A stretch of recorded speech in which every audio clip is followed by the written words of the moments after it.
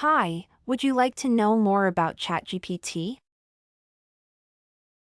ChatGPT was created by openAI, an AI and research company, and launched on November 30th, 2022. The natural language processing tool allows users to have human-like conversations with a chatbot and assist with tasks such as answering questions, composing emails, essays, and code.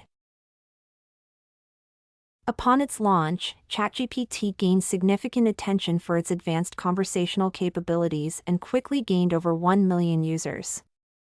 Many people were excited about the tool's potential and began using it for a variety of purposes, such as answering questions, composing essays, describing art, having philosophical conversations, and even coding.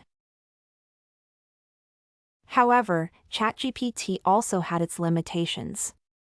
Some users found that the tool was unable to answer certain questions and that the responses it provided were often of low quality and could be incorrect or excessively verbose.